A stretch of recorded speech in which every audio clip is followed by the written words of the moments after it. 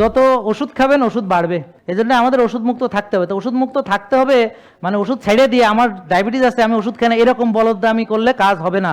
কি করতে হবে? আমি মেপে মেপে মেপে মেপে ডায়াবেটিস নর্মাল, ওষুধ নাই, আপনাদের রিপোর্ট এই পর্যায়ে নিয়ে আসবেন, ইনশাল্লাহ আপনি 60-70টা রোগ থেকে নিরাপদ। আমাদের পূর্বপুরুষ যারা তোয়েব খেয়েছেন, যারা 12-14 ঘন্টা কাজ করেছেন, যারা আর্লি ঘুমাইছেন, ভোরে উঠছেন, সারাদিন জমিতে ছিলেন, 5 কই তাদের তো ডায়াবেটিস হয়নি, তারা তো সরিষার তেল খেয়েছেন, কই তাদের তো ফ্যাটি লিভার হয়নি, তাদের তো ইউরিক বাড়ে নাই, কিছুই হয় নাই, তারা তো সব ভালো ছিলেন, তাদের তো ব্লাড রেট কমে নাই, তারা তো সব ঠিকঠাক ছিলেন। আসসালামু আলাইকুম ওয়া রাহমাতুল্লাহি ওয়া বারাকাতুহু। কেমন আছেন সবাই? আলহামদুলিল্লাহ আলহামদুলিল্লাহ আলহামদুলিল্লাহ। আল্লাহর দরবারে লাখো কোটি শুকরিয়া আদায় করছি যে তিনি আমাদেরকে সৃষ্টি করেছেন এবং তিনি আমাদেরকে জ্ঞান অর্জন করার সক্ষমতা দিয়ে এই পৃথিবীতে আমাদেরকে পাঠিয়েছেন। আলহামদুলিল্লাহ, অনেকেই আমাদের ফেসবুক লাইভে জয়েন করেছে, রাহিমা খানম, ফয়সাল আহমেদ।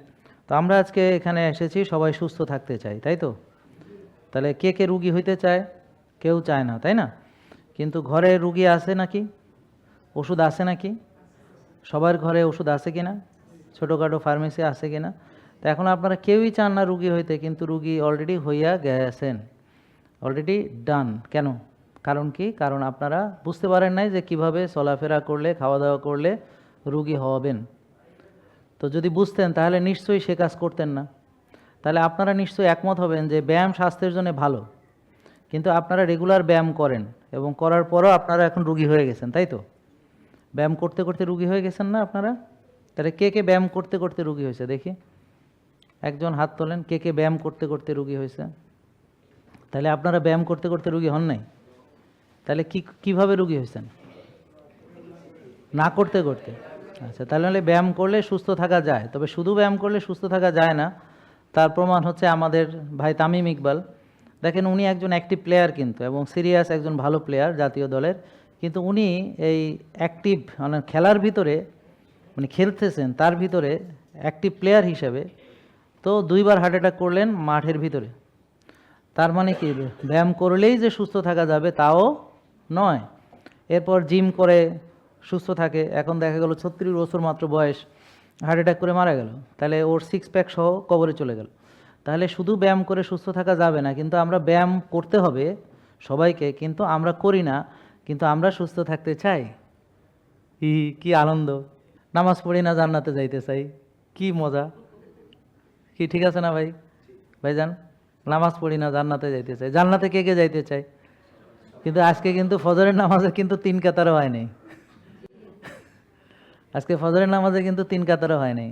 হ্যাঁ, তাইলে আমরা তো মোটামুটি সবাই জান্নাতের প্রত্যাশী নাকি ভাই? তো এখন হালাল তৈব খেতে আল্লাহ কোরআনে নির্দেশ দিয়েছেন। তো এখন আমি কি কোরআন মানি? তাহলে আমরা কি হালাল তৈব খাই? আপনি চেনেন হালাল তৈব কাকে বলে? আপনি হালাল তৈব খান, আপনি সাদা ভাত খান, সাদা ভাত কি তৈব? তাহলে খান কেন? তাহলে কোরআনে তো নিষেধ করছে। কোরআনে কি খাইতে বলছে? হালাল এবং তৈব। শুধু হালাল বলেনি। শুধু হালাল বলেছে? বলেন, সবাই বলেন, কথা কন। তাহলে দেখেন, তৈব খাবার আমরা চিনতে হবে। তাহলে তৈব খাবার চেনার সহজ উপায় সেটা হলো যেই খাবার আল্লাহর দেওয়া প্রকৃত প্রাকৃতিক, যেটা অবিকৃত অবস্থায় আছে এবং যেটার উৎপাদনও হচ্ছে প্রাকৃতিকভাবেই, মানে কেমিক্যাল ফার্টিলাইজার, কেমিক্যাল পেস্টিসাইড, জমির হেভি মেটাল, গ্লাইফোসেট, আর্সেনিক, এগুলো যদি আসে তাহলে আর কি শেষ। আপনি যে সাদা ভাত খান, সেই সাদা ভাত এগুলো আছে? বলে আমি তো জানি না। তাহলে আপনি না জেনে খাচ্ছেন। তাহলে আমরা তো জ্ঞানের ভিত্তিতে খাবো রে বাবা। আপনাদের পুরোপুরিভাবে জানতে হবে যে কি লাইফস্টাইল কাকে বলে জানতে হবে, কাদের ভাত নিষেধ করে জানতে হবে, কাদের ভাত খেতে দিয়ে জানতে হবে, কোন ধরনের ভাত খাইতে হবে জানতে হবে। ভালো থাকে কেউ আসে না, কি আসে? আসে না, কিন্তু আমরা চাই ভালো থেকে আসেন। বলেন, এটা হলো প্রিভেনশন, প্রতিরোধ। বলেন, রোগ প্রতিরোধ। তো যত ওষুধ খাবেন ওষুধ বাড়বে, এজন্য আমাদের ওষুধ মুক্ত থাকতে হবে। তো ওষুধ মুক্ত থাকতে হবে মানে ওষুধ ছেড়ে দিয়ে আমার ডায়াবেটিস আছে আমি ওষুধ খাই না এরকম বলদামি করলে কাজ হবে না। কি করতে হবে? আমি মেপে মেপে মেপে মেপে ডায়াবেটিস নর্মাল, ওষুধ নাই, ডায়াবেটিস পাস, ওষুধের কি প্রয়োজন? ওষুধ ঘরে আছে, আমি ওষুধ ছাড়ি নাই, ওষুধ ধরে রাখছি, কিন্তু খাইতে পারি না। কেন? ওই যে বোন বললো না, আছে কিন্তু খাইতে পারি না, কারণ আমার তো সুগার পাস, আমি কেমনে খামু? আমি কি আরও কমাবো নাকি? ওষুধ খেয়ে মরুম নাকি পরে? আমার এখন প্রেশার 110/70, তা আমি কি প্রেশার ওষুধ খেয়ে মরুম নি? এই জন্য খাইতে। আমার রুগীরা ওষুধ ছেড়ে দেয় না, ওষুধ রেখে দেয়, থাকে ঘরেই থাকে বা হাতে ধরে রাখে, কিন্তু খাওয়ার আগে মেপে দেখে প্রেশার 110/70, এই জন্যে আর খাইতে পারে না। তো এইভাবে আজকে 110/70 খাইতে পারে না, কালকে পারে না, তাহলে বছরকে বছর চলে গেছে, ওষুধ আছে কিন্তু খাইতে পারতেছে না, কি দুষ্ক। আর ওরা মুঠা মুঠা খায়, মুঠা মুঠা খায়। যারা যত বেশি খায়, যত বারবার খায়, যত বেশি বেশি খায়, এদের ওষুধও বাড়তেও থাকে। প্রথমে মুড়ি মুড়কির মতো সে ভাত রুটি ফল দুধ ইচ্ছা মতো খায়, তারপরে ওষুধ খায় হলো ভাত রুটির মতো ইচ্ছা মতো, সারাদিন রায় 24 ঘন্টা খালি ওষুধ খায়, মুঠা মুঠা হা। এখন এইটা তো সবাই বুঝে ফেলাবে, যাদের একটু মাথায় গিলু আছে সবাই বুঝে ফেলাবে। এই যারা ওষুধ দিয়ে দিয়ে রুগী পড়তেছে, এদের দিন কিন্তু বেশি না, এরা মরণ কামড় দেওয়ার চেষ্টা করতেছে, কিন্তু লাভ নাই। কারণ আজকে জাহাঙ্গীর কবির আছে, আরেকজন এসে যাবে, কালকে পরশু আরেকজন আসবে, এইভাবে লোক খালি বাড়তেই থাকবে। সবাই যে যারা লাইফস্টাইলের কথা বলে, ওষুধ মুক্তির কথা বলে, ন্যাচারাল পদ্ধতির কথা বলে, তাদের কাছে ধীরে ধীরে ধীরে ধীরে ধীরে ধীরে মানুষ বুঝে যাবে কেমিক্যাল থেকে। অতএব চিল্লা পাল্লা করে এত লাভ নাই, চিল্লা এত মার্কেট পাউন যাব না, কোনো লাভ নাই। আজ আমার দিকে করতেছে, এখন কতজন সামনে আসবো, কয়জন ঠেকাইবেন আপনি? লাখ লাখ রুগী এখন বুঝে ফেলতেছে যে ওষুধ খেয়ে খেয়ে তার কি কি পরিণতি হয়েছে। কারো লিভার নষ্ট হয়েছে, কারো কিডনি নষ্ট হয়েছে, কারো চোখ নষ্ট হয়েছে, কারো দাঁত গেছে, কারো ব্রেন নষ্ট হয়েছে, কারো মনে থাকে না, কারো স্মৃতিভ্রষ্টকে স্ট্রোক করে প্যারালাইসিস হয়েছে, কারো আঙ্গুল কাটতে হয়েছে, পা কাটতে হয়েছে, নার্ভের ব্যথা, যন্ত্রণা। হ্যাঁ, কোনো কোনো মেয়ে ছেলেদের মতো গেছে, বুকে লোম দাড়ি শেভ করে, তার স্বামীও সেও। হ্যাঁ, স্বামীর মাথায়ও টাক, এর বইয়ের মাথায়ও টাক, কারণ এও পুরুষদের মতো মাথায় টাক পড়ে। ব্রণ হয়েছে, ঘাড় কালো হয়েছে, বগল কালো হয়েছে, আসিল হয়েছে, মাসিক হয় না, হ্যাঁ, বাচ্চা হয় না, পিসিওএস হয়েছে, সব হয়েছে। হ্যাঁ, তো এখন কেন হয়েছে এগুলো? কারণ ওই যে ওর হরমোন নষ্ট হয়ে গেছে, বুঝতে পারছেন? এটা কি ভালো হইলো? তো এদের চিকিৎসা কি দেয়? মেটফরমিন দেয়, পিল খাইতে দেয়, কিন্তু এটা কি চিকিৎসা? চিকিৎসা তো তার ইনসুলিন কত দেখতে হবে, ইনসুলিন কমাইতে হবে, ভিটামিন ডি কত দেখতে হবে, ভিটামিন ডি বাড়াইতে হবে। তাহলে তাহলে বলেন 1 2 3 4 5 5 6 90 100, 1 2 3 4 5 5 6 90 100, 1 2 3 4 5 6 90 100, মনে রাখেন। তাহলে হুমায়ুর কত? টিজি এইচডিএল রেশিও কত? 2, CRP 3, insulin 4 5, sugar 5 6, vitamin D. তা আপনারা যারা আজকে এসেছেন সবার রিপোর্ট করাইয়া আপনাদের রিপোর্ট এই পর্যায়ে নিয়ে আসবেন, ইনশাল্লাহ আপনি 60-70টা রোগ থেকে নিরাপদ। আপনাদের রিপোর্ট এই পর্যায়ে নিয়ে আসবেন, ইনশাল্লাহ আপনি 60-70টা রোগ থেকে নিরাপদ, ইনশাল্লাহ। কয়টা রোগ থেকে?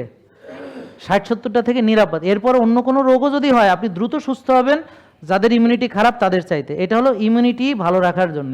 তাইলে একটা লোক সুস্থ কি রুগী বোঝার উপায় হলো, 1, সে ওষুধ খায় না, তার মানে কি? সুস্থ। ওষুধ খায় না কিন্তু প্রেশারও নর্মাল, তার মানে কি? ডায়াবেটিসও নর্মাল। তার শক্তিও ভালো, শুইলেই ঘুমায়, ঘুমে কোনো ডিস্টার্ব নাই। আমার কথা বুঝতে পারছেন? অকারণে মন খারাপ করে না, ক্ষুধা লাগলে খাইতে ভাল লাগে, মানে খাওয়ার পরেও ভাল লাগে, ব্যাপারটা বুঝছেন? বারবার ক্ষুধা লাগে না, বুঝলেন? তার হজম ভালো, তার ব্রেন ভালো কাজ করে, তার মনে থাকে ভালো, তার মেমোরি ভালো, তার দ্রুত কাজ করে ব্রেন, মানে এরকম ওই যে বাফার করে না। আমার কথা বুঝেন নাই? ব্রেনে যে বাফারিং করে না, বাফারিং করে না আর কি, মানে ঠাস করে বোঝে জিনিসটা। একজনের 10 বার করলে বোঝে না, ও বলার আগে বুঝে যায়, বুঝলেন? একজনের একটা কথা মনে থাকে না, আর ও সব মনে থাকে, বুঝতে পারছেন? ভালো জিনিস আর কি, খারাপগুলো না, ভালো জিনিস মনে থাকে, বুঝেন নাই কথা? তাহলে একটা লোক সুস্থ বোঝার উপায়গুলো বুঝছেন? তাহলে এই লোকটা কি করে? হালাল তৈব খায়। কি করে? খবিশ খায় না। কতটুক খায়? পরিমিত খায়, 1 ভাগ খায়। তারপরে সে কি করে? ব্যায়াম করে বা শক্তির চর্চা করে। কি করে? শক্তির চর্চা করে। আর্লি ঘুমায়। কখন ঘুমায়? এসার পরে ঘুমায়, আর্লি ঘুমায়। ভোরে ওঠে। কখন ওঠে? তাহাজ্জুদের সময় ওঠে, ফজরের সময় ওঠে, ভোরে ওঠে, বুঝতে পারছেন? তারপরে 5 ওয়াক্ত নামাজ কোথায় পড়ে? মসজিদে পড়ে। তারপর খালি পায়ে কোথায় হাঁটে? ঘাসে হাঁটে। তারপর নারকেলের তেল মুখে গায়ে কি লাগায়? রোদ লাগায়। তো এই ধরনের একটা ক্যারেক্টার যে কফি এনামা করে, হট কোল্ড শাওয়ার করে, বরফ থেরাপি করে, উইমঅফ শ্বাসের ব্যায়াম করে, 8টা শ্বাসের ব্যায়াম করে, হ্যাঁ, এই যে পাগলামি করে, হ্যাঁ, এগুলো করে, বুঝেন না কথা? মানে যারা এগুলো সব করে এবং তার রিপোর্টও ভালো, সেই আশা করা যায় যে একমাত্র সুস্থ থাকতে পারবে ইনশাল্লাহ, যতদিন আছে ততদিন। আর যদি কোনো সময় বিপদ আপদ হয়ও, অল্প সময় অন্যদের চাইতে সে ভালো থাকবে। এই হলো সুস্থতা। হ্যাঁ, আর রুগী কারা? 6 বেলা খায়, বেশি খায়, বারবার খায়, খবিশ খায়, খালি খিদা লাগে, একটু পরপর খিদা লাগে, অকারণে মন খারাপ হয়, বুক ধরফর করে, কলিজা কাঁপায়, খালি অতীতের খারাপ খারাপ স্মৃতি মনের মধ্যে ভাইসে আসে, হ্যাঁ, একা একা বসে থাকলে নানান রকম দুশ্চিন্তা হয়, সে হতাশায় যায়, রাত্রে শুলে ঘুমাইতে পারে না, ঘুমাইতে ঘুমাইতে অনেক দেরি হয়ে যায়। হ্যাঁ, পরে আবার উঠে আবার নামাজ পড়ে আবার ঘুমায়, বেলা শুরু হয় 11টা 12টায়। হ্যাঁ, ঘুম থেকে ওঠার আগে দিন শেষ হয়ে যায়। হ্যাঁ, কোনো কাজকাম শেষ হওয়ার আগে দিন শেষ হয়ে যায়। আবার এইভাবে তার চলতে থাকে। আর কয়দিন পর ওষুধ খায়, ওষুধ একটা খায়, তারপরে 2টা হয়, তারপর 3টা হয়, তারপর 6টা হয়, তারপর সাথে ইনসুলিন আসে, তারপর আসে মাজা ব্যথা, গিরা ব্যথা, তারপরে আসে বুক ফাড়া বা রিং পরানো, তারপরে আসে হলো যে ব্রেন স্ট্রোক বা প্যারালাইসিস, পরে আসে যে লিভার নষ্ট, নাইলে আসে কিডনি নষ্ট, নাইলে আসে পেটের সমস্যা, খাইতেই পারে না কিছু, আইবিএস, অ্যালার্জি, এইভাবে তার চলতে আসে। আমাদের পূর্বপুরুষ যারা তোয়েব খেয়েছেন, যারা 12-14 ঘন্টা কাজ করেছেন, যারা আর্লি ঘুমাইছেন, ভোরে উঠছেন, সারাদিন জমিতে ছিলেন, 5 কই তাদের তো ডায়াবেটিস হয়নি, তারা তো সরিষার তেল খেয়েছেন, কই তাদের তো ফ্যাটি লিভার হয়নি, তাদের তো ইউরিক বাড়ে নাই, কিছুই হয় নাই, তারা তো সব ভালো ছিলেন, তাদের তো ব্লাড রেট কমে নাই, তারা তো সব ঠিকঠাক ছিলেন। তা আমরা ভাবি না কেন? এবং কোন পদ্ধতি সঠিক এটা বোঝার জন্য জাহাঙ্গীর কবির বাদ দেন, আপনার পূর্বপুরুষ কি করছে সেটা দেখেন, আপনার নবী সাল্লাল্লাহু আলাইহি সাল্লাম কি করছেন সেটা দেখেন, কোরআনে কি আছে সেটা দেখেন। কেন? এগুলো তো আমার লাগে না। হ্যাঁ, এরপর এই টেস্টের জন্য হয়তো আপনি আমার কাছে আসলেন যে হোমায়ার কত দেখে নিলাম, ভিটামিন ডি কত দেখে নিলাম, এতটুকুর জন্য হয়তো এখানে শুধু লাগে, এছাড়া আর তো কিছু লাগে না। লাগে কি না, আমি হয়তো আপনাকে দেখে ওই যে বললাম আপনার এটা কমাইতে হবে, এটা বাড়াইতে, এটা তো ডাক্তার হিসেবে আমি এতটুকু আপনার জন্য কাজ করতে পারি। কিন্তু ভিটামিন ডি আপনারটা আপনাকেই বাড়াতে হবে। যেমন ভাইকে বললাম, ওনার ওখানে সূর্য নাই, তো অনেকে আমি বলবো ভাই রোদরে যান, তো রোদ, উনি বলবে কি স্যার আপনি জানেন না আমি ইংল্যান্ডে থাকি, তো এখানে রোদ থাকে কতদিন, এটা না জেনে আপনি ডাক্তারি কেন করতেছেন? বলবে না? সে না বললেও সে মনে মনে ভাববে লোকটা তো আসলে দেখি জানে না। কারণ আমি কোন দেশে কি আবহাওয়া সব আমার জানতে হয়েছে। আমি কোভিডের সময় সারা পৃথিবীর রুগী যখন দেখছি, তখন যখন যে এরিয়ার রুগী দেখছি আমি আগেই দেখে নিচ্ছি ওখানের আবহাওয়া এখন কেমন, সূর্য কতক্ষণ পায়, ওখানে কোন আছে, এটা তো গুগল থেকে করা যায়। তা আপনি যদি স্মার্ট না হন, তাহলে তো আপনি এই ধরনের স্মার্ট পিপলের সাথে কথা বললে ওরা তো আপনাকে বুঝে বলবে এটা গবেট, ও আপনার কনসালটেশন নিবে কেন? আমার কথা বুঝতে পারছেন? তা আমি যখন ওর সাথে কথা বলবো তখন তো আমি ওকে সূর্যের আলোতে যেতে বলে লাভ নাই। সূর্য যখন থাকে তখন সূর্যের আলোতে যাবে, যখন থাকে না তখন কি করবে সেটা তাকে বুঝাইছি। তার ফার ইনফ্রারেড সোনা আছে, হ্যাঁ, রেড থেরাপি আছে, তারপর আলোর রুম আছে আলাদা, হ্যাঁ, লাইট থেরাপি। কারণ ওখানে এই স্যাড একটা ডিজিজ হয় সিজনাল, যেটা হলো যে সব যখন সূর্য থাকে না, সূর্যের আলো থাকে না, সবাই ডিপ্রেশনে চলে যায়। হ্যাঁ, সিজনাল এটাকে বলে স্যাড। হ্যাঁ, তো এখন এটার চিকিৎসা কি? আলোর একটা রুমের মধ্যে তাদেরকে রাখা হয়। ব্যাপারটা বুঝতে পারছেন? এটাই তার চিকিৎসা, যে একটা আলোর রুমের মধ্যে একটা লাইট টাইট এখানের মধ্যে রাখা। যেমন বাচ্চাদের দেখেন না, ওই যে অনেক সময় আপনারা নিয়ে আলোর ভিতর দেয় বা এসে দেয় ফটোথেরাপি, তো এদেরকে ওই থেরাপি দিতে হয়। ব্যাপারটা বুঝতে পারছেন? জেকে লাইফস্টাইল লিমিটেড, ওষুধ মুক্ত সুস্থ জীবন।